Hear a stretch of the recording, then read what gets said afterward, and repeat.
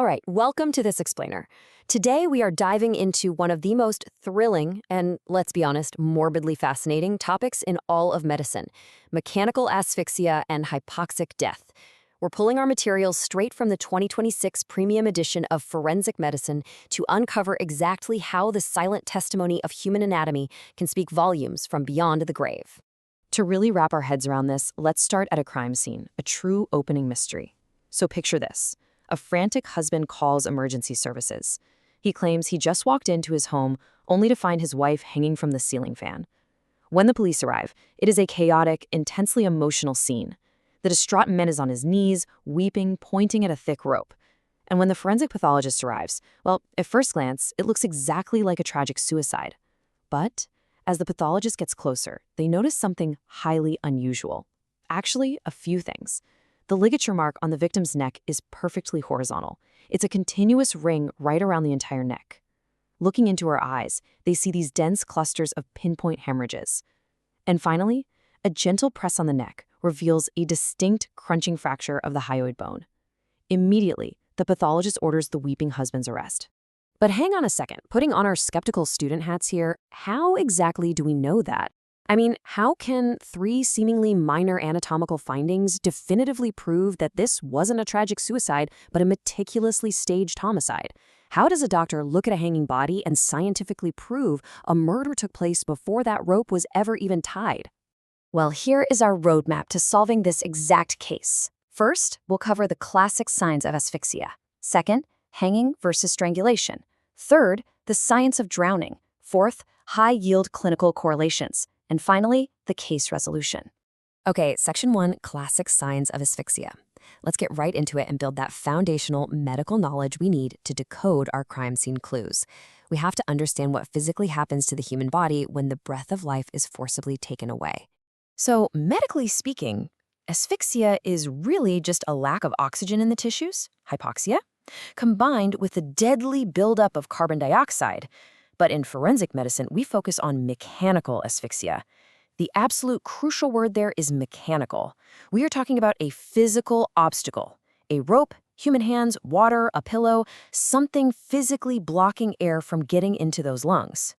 For the brilliant students out there looking for high-yield exam points, listen up. Regardless of the specific physical mechanism, mechanical asphyxia leaves 4 hallmark physiological signs, and you can remember them with a mnemonic CCFT.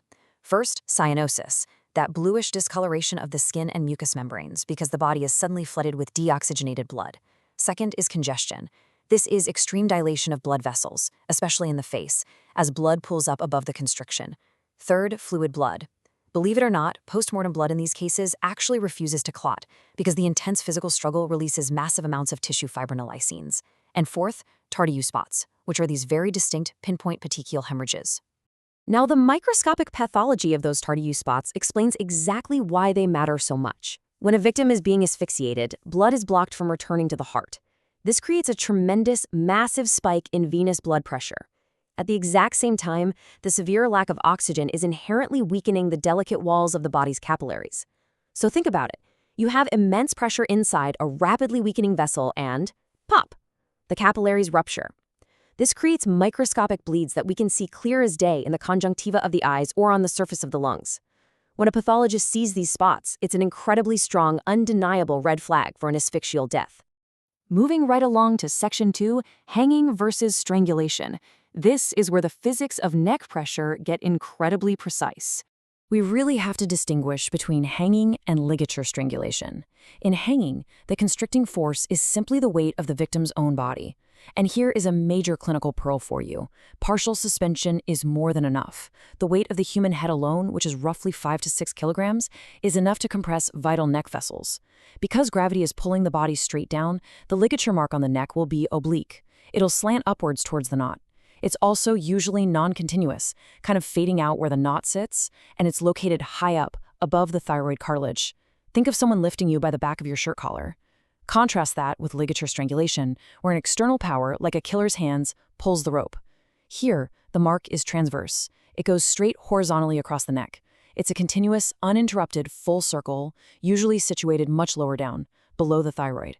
Think of someone violently tightening a necktie. Now, I know what you're probably thinking. Doesn't hanging always break the neck? Movies and TV have absolutely trained us to expect that loud snap. Well, this is a classic fatal student error. A fracture of the second cervical vertebra, what we often call a hangman's fracture, virtually only happens in judicial executions. Why? Because it requires a violent, mathematically calculated drop to generate enough shear force. In a typical suicidal hanging, the spine remains completely intact. The victim dies purely from asphyxia and the ischemic cutoff of blood flowing to the brain. Then we have throttling, which is manual strangulation using human hands. And this leaves a highly specific forensic signature. You're going to see crescentic abrasions from the attacker's fingernails violently digging into the skin, alongside deep circular contusions from the blunt pressure of the fingertips. But the highest yield finding here, without a doubt, is the hyoid bone fracture. Because the hyoid bone in victims under 40 years old is still flexible, it hasn't fully ossified yet, finding it fractured is a definitive, absolute sign of extreme homicidal inward pressure.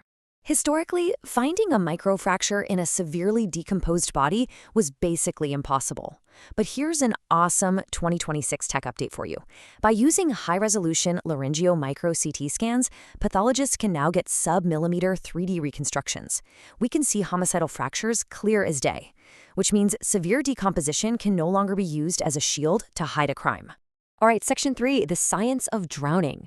Let's shift gears completely, move away from ropes, and look at the occlusion of the airway by liquid.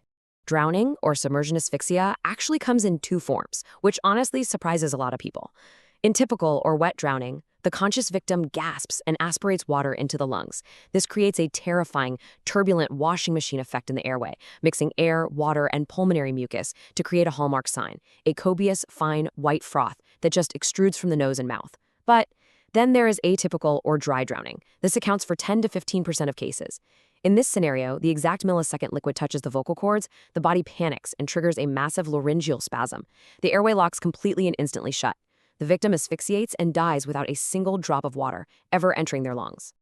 So the crucial medical legal question is, how do we prove someone drowned rather than being murdered on land and then just tossed into a lake? Enter the diatom test. This is a brilliant piece of forensic science. Diatoms are microscopic algae with literally indestructible silica walls. If a victim is breathing when they hit the water, they inhale them, and the beating heart pumps them deep into the bone marrow. To prove this, pathologists use boiling nitric acid to dissolve the bone marrow. The human tissue melts away entirely, but those silica diatoms, they survive the acid. Finding them is 100% proof of antemortem drowning, proof they were alive in the water. And with the latest 2026 updates, labs now use quantitative PCR to extract diatom DNA directly, which makes the whole process way faster and totally eliminates environmental contamination. So to break down the ultimate differential diagnosis between someone who drowned alive versus a corpse dumped into a river, we look at this matrix.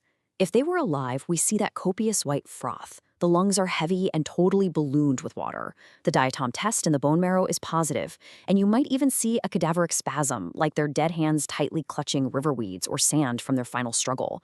If it's post-mortem immersion, meaning a body dumped after death, there's no froth, the lungs are collapsed, diatoms are completely negative in the bones because there was no beating heart to pump them there, and cadaveric spasms are always completely absent.